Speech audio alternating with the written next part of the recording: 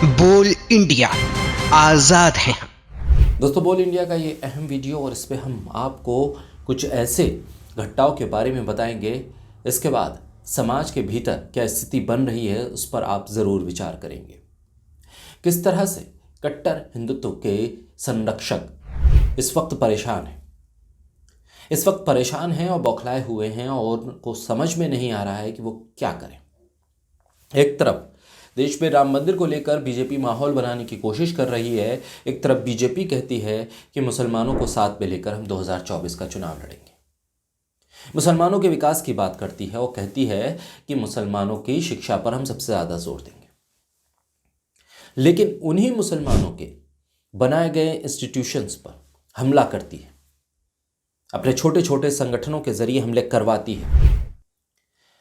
बेवजह के मुकदमेबाजी में उन संस्थाओं को, उन शैक्षणिक संस्थाओं को फंसाने की कोशिश करती है। रामपुर के मौलाना मोहम्मद अली जौहर यूनिवर्सिटी का मामला आप सबके जहन में है। आजम खान को लेकर किस तरह के मुकदमे दर्ज किए गए, एक शैक्षणिक संस्थान को बर्बाद करने की पूरी कोशिश की गई और किया जा रहा है। बुलडोजर की नीति अपनाई जा रही है, गैर जरूरी बेवजह के झूठे और फर्जी मुकदमे लादे जा रहे हैं ताकि एक शैक्षणिक संस्थान जो मुसलमानों को शिक्षा देने का काम करता है वो बंद हो जाए। कुछ इसी तरह का पैटर्न दारुल उलूम देवबंद को लेकर भी नजर आ रहा है। जी हाँ, हम आपको ये बता रहे हैं कि दारुल उलूम देवबंद पर अब बीजेपी से जुड़े हुए छुटभइये संगठनों की नजर है। ये कट्टर हिंदुत्ववादी संगठन बेवजह के मुकदमेबाजी में दारुल उलूम को फंसा रहे हैं, घेरने की कोशिश कर रहे हैं, मुकदमेबाजी के जरिए दारुल उलूम की जमीन पर कब्जा करने की कोशिश कर रहे हैं, उस पर बुलडोजर चलवाने की कोशिश कर रहे हैं। दारुल उलूम देवबंद के जमीन को सरकारी जमीन बताकर बजरंग दल एक शिकायत दे देता है और बजरंग दल की इतनी शिकायत पर एसडीएम काम रुकवा देते हैं दारुल उलूम देवबंद, बिना ये जांच पड़ताल किए कि जो शिकायत दी गई है उसके पीछे की वजह क्या है और जो शिकायत में चीजें कही गई हैं वो सही हैं या गलत है। काम रुकवा दिया जाता है। इस वक्त की सरकार में ये छुटभइये संगठन, ये छोटे मोटे हिंदुत्ववादी कट्टरवादी संगठन इतने ताकतवर हो गए कि मुसलमानों के बरसों पुराने, सदियों पुराने, सैकड़ों साल पुराने इंस्टीट्यूशन को भी बंद करवाने के कगार पर ले आए।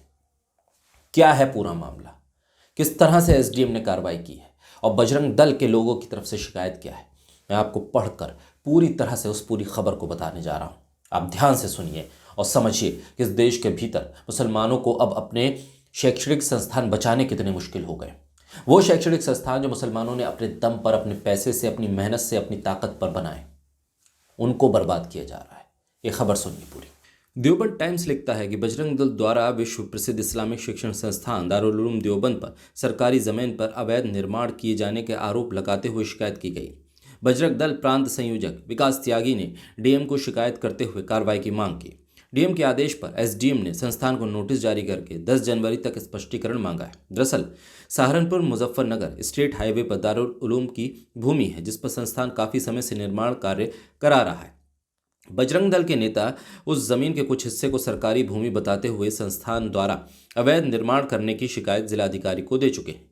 शिकायती पत्र में कहा गया है कि स्टेट हाईवे स्थित खसरा नंबर 3811 की लगभग 500 मीटर भूमि पीडब्ल्यूडी विभाग की है जिस पर दारुल उलूम देवबंद अवैध निर्माण कर रहा है। मामले में डीएम के आदेश पर एसडीएम अंकुर वर्मा ने जांच शुरू कर दी है। मौके पर पहुंचे एसडीएम ने जांच तक निर्माण कार्य बंद करने के निर्देश दिए हैं। एसडीएम अंकुर वर्मा ने बताया है कि दारुल उलूम को नोटिस भेजकर 10 जनवरी तक अपना स्पष्टीकरण देने के लिए कहा गया है। तो देखा आपने किस तरह से मुसलमानों से नफरत है और मुसलमानों की शिक्षा, उनकी तालीम, उनकी मजहबी तालीम, उनकी दुनियावी तालीम को बर्बाद करने की कोशिश की जा रही है। दूसरी तरफ सुदर्शन न्यूज़ याद है आपको, नफरती सुरेश चौहान के, जिसका काम ही दिन रात नफरत फैलाना है, नफरत की आग को भड़काना है, नफरत की आग को दुनिया तक फैलाते हुए भारत के हर शख्स के जहनों में हिंदू मुसलमान की खाई को चौड़ा करना है।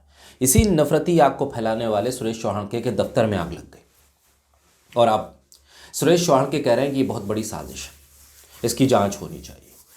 तार पता नहीं कहाँ कहाँ तक जुड़े हुए हैं, कह रहे हैं शॉर्ट सर्किट तो मेरे दफ्तर में हुआ नहीं है, लेकिन हालात वो बता रहे हैं कि किस तरह से ये पूरी षड्यंत्र रचा जा रहा है, क्योंकि सुरेश चौहान के तो बहुत वीर योद्धा हैं।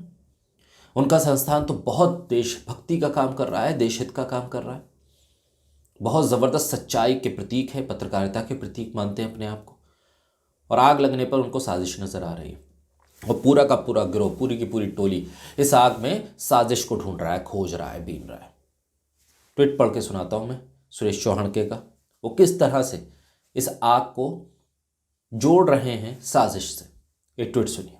सुरेश चौहानके अपने दफ्तर में लगी आग को लेकर लिखता है, सुदर्शन न्यूज़ मुख्यालय में लगी आग के पीछे कौन, हादसा या षड्यंत्र, #fire@सुदर्शन न्यूज़। शुक्रवार के दिन 1 बजे लगी आग की हम जांच की मांग करते हैं। 28 घंटे में कई विशेषज्ञों ने इस पर संदेह व्यक्त किया है।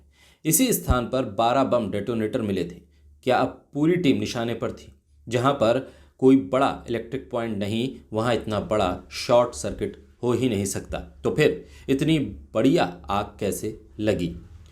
यानी कि सुदर्शन न्यूज़ के संपादक मालिक सुरेश चौहानके इस आग के पीछे षड्यंत्र को खोज रहे हैं और साथ ही लिखते हैं कि इतनी बढ़िया आग कैसे लगी। शायद बड़ी आग को बढ़िया आग लिख गए।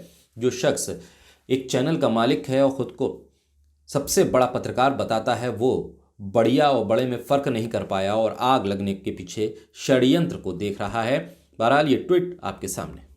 तो देखा आपने, सुरेश चौहानके एक आग लगाते हैं अपने स्टूडियो से, नफरत की आग, और जब उनके दफ्तर में ही आग लग जाती है तो बौखलाए घूमते हैं। अब समझना होगा सुरेश चौहानके जैसे लोगों को कि जो नफरत की आग वो फैला रहे हैं वो उनके दफ्तर में लगी आग से कहीं ज़्यादा भयानक है। दफ्तर में लगी आग को तो बुझा लिया गया होगा और फिर उसको डेंटिंग पेंटिंग करके दफ्तर को और फिर खूबसूरत बना दिया जाएगा। लेकिन देश में जो नफ़रत का माहौल वो पैदा करते हैं, जो नफ़रत की आग वो भड़काते हैं, वो कैसे बुझेगी? देश की खूबसूरती को सुरेश चौहानके और उनका चैनल जिस तरह से नुकसान पहुंचाता है, उस खूबसूरती को वापस कैसे लाया जाएगा? ये सबसे बड़ा सवाल है। इस सवाल के इर्द गिर्द हमें भी सोचना होगा कि नफ़रत फैलाने वाले इन नफ़रती लोगों से कैसे निपटा जाए, कैसे दूरी बनाई जाए, कैसे इन्हें सही रास्ते पे लाया जाए और देश को एक बार फिर खूबसूरत देश बनाया जाए। बोल इंडिया के इस वीडियो को लाइक कीजिए, सब्सक्राइब कीजिए, चैनल को शेयर करते रहिए।